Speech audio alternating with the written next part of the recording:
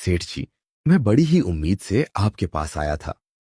ठीक है सेठ जी, अगर आप मेरी मदद नहीं कर सकते हैं तो कोई बात नहीं, मैं कहीं और से मदद मांगने के लिए जाऊंगा। अच्छा सेठ जी, अब मैं चलता हूं। फिर सनोज चाचा उदास मन से वहां से चले जाते हैं और अपने घर आकर ये बात अपनी पत्नी चंदा को बताते हैं और बोलते हैं, चंदा, सेठ जी ने पैसों के लिए मना कर दिया है। अब मैं क्या करूं चंदा? मुझे बहुत चिंता हो रही है कि अब मैं संजय के स्कूल की फीस कैसे भरूंगा। देखो जी, आप चिंता मत करो। मैं कल मुखिया जी से बोलूंगी कि वह मुझे कुछ पैसे दे दे। अगर वह मुझे कुछ पैसे दे देंगे तो मैं उससे सनोज के स्कूल की फीस भर दूंगी। और जी, आपको चिंता करने की कोई जरूरत नहीं है। अब भी हमारी स्थिति ठीक नहीं है तो क्या हुआ, पर जब हमारे बच्चे पढ़ लिख कर बड़े अफसर बन जाएंगे तो सब ठीक हो जाएगा। तुम ठीक बोल रही हो चंदा।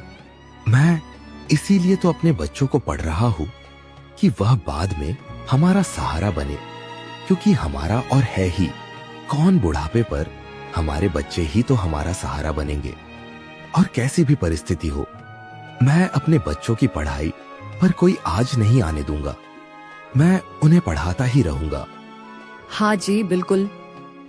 ऐसे ही बातें करते करते समय बीत जाता है और शाम होने को आ जाती है। तभी चंदा बोलती है, जी, मैं काम पर जा रही हूँ, आप बच्चों का ध्यान रखना, क्योंकि आज सेठ जी के यहाँ उनके बच्चे का जन्मदिन है तो उन्होंने काम करने के लिए बुलाया था।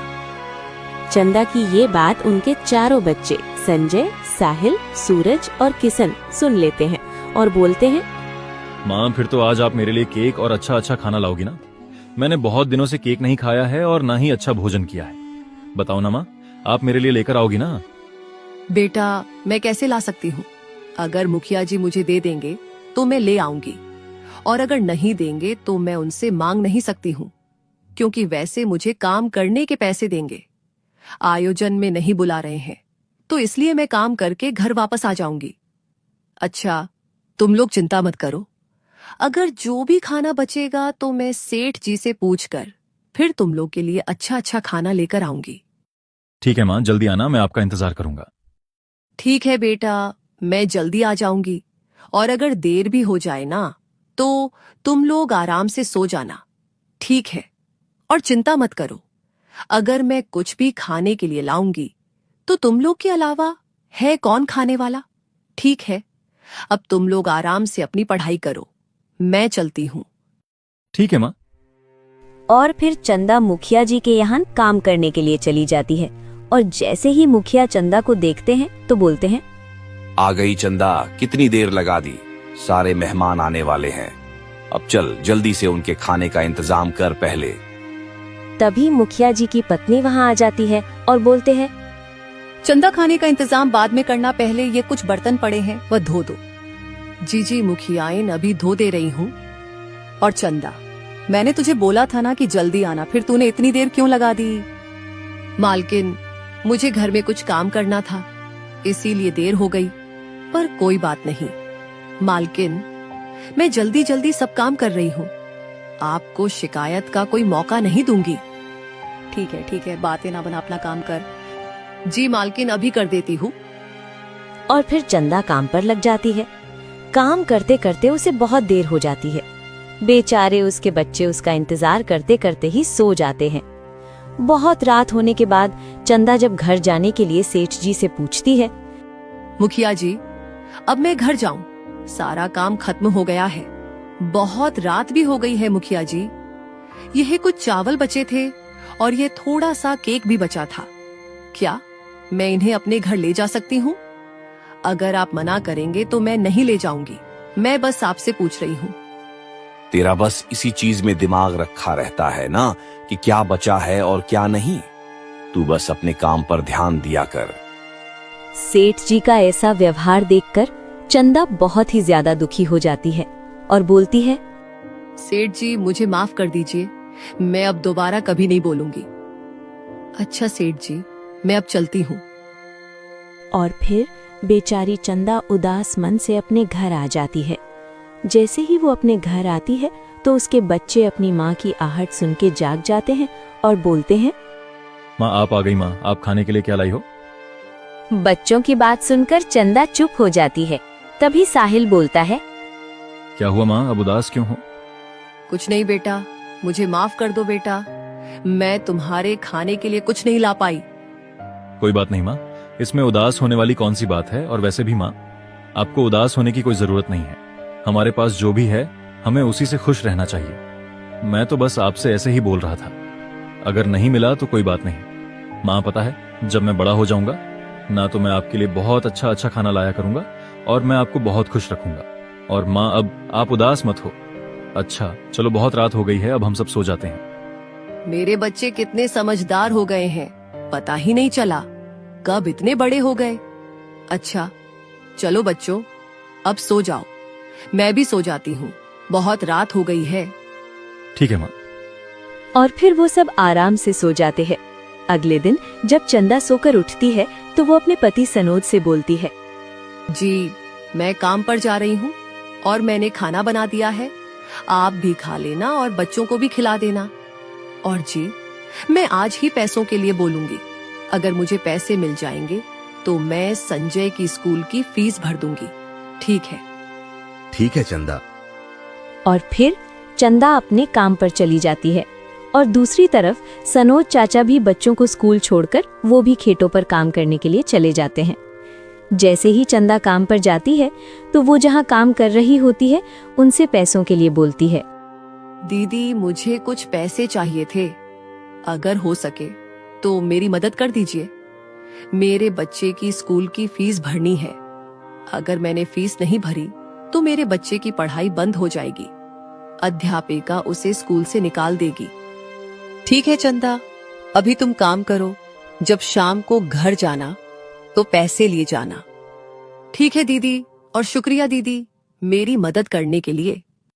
कोई बात नहीं चंदा, इसमें शुक्रिया कहने की कौन सी बात है, तुम अपनी मेहनत के पैसे मांग रही हो तो उसमें शुक्रिया कहने वाली कोई बात नहीं है।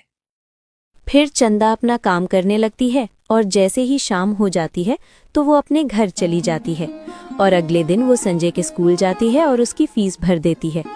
ऐसे ही कई वर्ष बीत जाते हैं। संजय, साहिल, सूरज और किशन बड़े हो जाते हैं। संजय और साहिल की बैंक में नौकरी लग जाती है। दूसरी तरफ सूरज और किशन गांव में खेतों में काम करने लगते हैं। संजय और साहिल दोनों गांव छोड़कर शहर चले जाते हैं।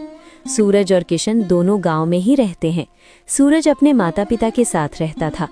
चारों की शादी हो जाती है। चारों अपने अपने परिवार के साथ रहते थे। एक दिन सूरज बोलता है, माँ पिताजी अब आप भैया के साथ रहिए, मेरी स्थिति वैसे भी ठीक नहीं है, मैं अपने बच्चों का ही पालन पोषण नहीं कर पा रहा हूँ, तो मैं आपको कैसे खिलाऊं?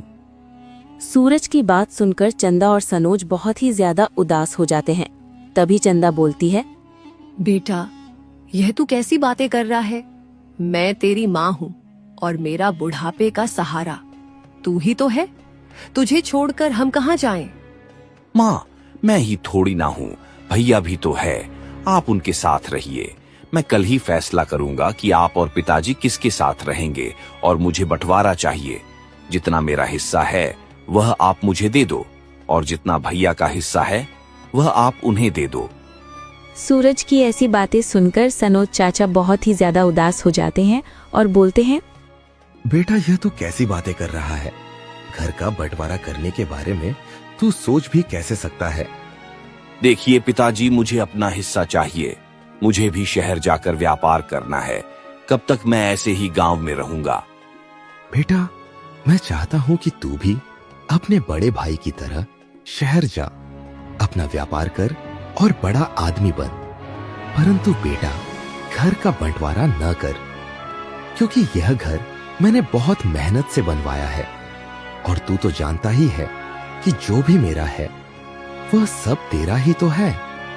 देखिए पिताजी, मुझे अब कुछ भी नहीं सुनना है, बहुत दिन हो गए ऐसे ही सुनते सुनते, पर अब मुझे कुछ नहीं सुनना है, मुझे घर का बंटवारा चाहिए, अपना हिस्सा चाहिए।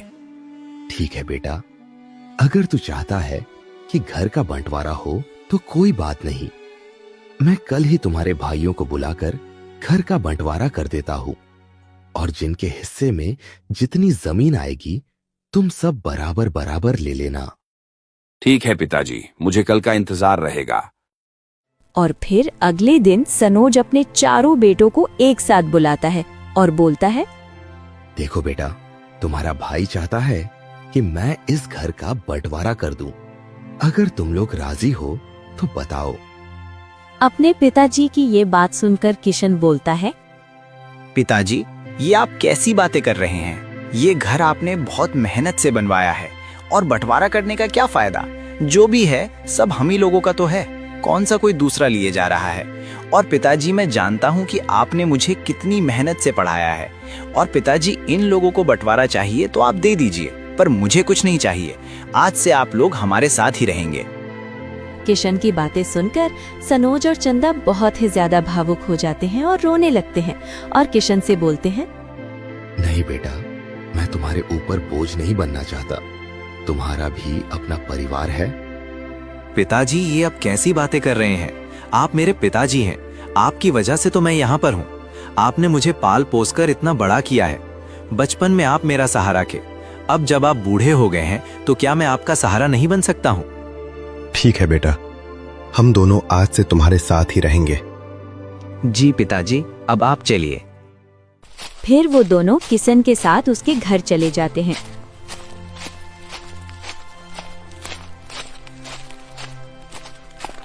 और किशन जैसे ही अपने घर पहुंचता है तो वो अपनी पत्नी से बोलता है, उमा, आज से माँ पिताजी हमारे साथ ही रहेंगे, हमारे घर पर। जी, अब ये आप क्या बोल रहे हैं? हमारे साथ ही क्यों रहेंगे? आपके और भाई भी तो हैं, उनके साथ भी तो रह सकते हैं ना। मैं अकेले इन लोगों के लिए खाना नहीं बना सकती हूँ। खाना खाना हो वो खुद बनाए और खाएं। ये तुम कैसी बातें कर रही हो उमा? ये मेरे माता पिता हैं, तुम इनके बारे में ऐसा नहीं बोल सकती हो। अगर तुम्हें कोई दिक्कत हो तो तुम खुद मेरे घर से चली जाओ। ये घर तुमसे पहले मेरे माता पिता का है, तो इस पर पूरा हक है उनका। और बात नहीं, खुद में बनाकर खिला सकता हूँ। और उमा, अगर मेरी जगह तुम्हारे माता पिता होते तो क्या तुम उन्हें इस हालात में भटकने के लिए छोड़ देती? मेरे माता पिता ने बहुत मुसीबत से हम लोगों को पढ़ाया है। मैं जानता हूँ, उन्होंने बचपन से लेकर आज तक मुझे किसी चीज की कभी कमी महसूस नहीं होने दी। और आज जब वो इस हालत में है तो क्या मैं उन्हें दर दर भटकने के लिए छोड़ दूं? जी, मुझे माफ कर दीजिए, मैं बहुत शर्मिंदा हूँ। मुझे ऐसा नहीं बोलना चाहिए था। जी, आपके माता पिता मेरे ही माता पिता हैं। अच्छा, अब आप सब लोग बैठकर आराम कीजिए, मैं आपके लिए खाने को बनाकर लाती हूँ। माँ पिताजी को बहुत भूख लगी होगी। हाँ, जाओ, जल्दी से माँ पिताजी के लिए कुछ खाने को बनाकर ले आओ। उस दिन से चंदा और सनोज किशन के साथ ही रहने लगते हैं।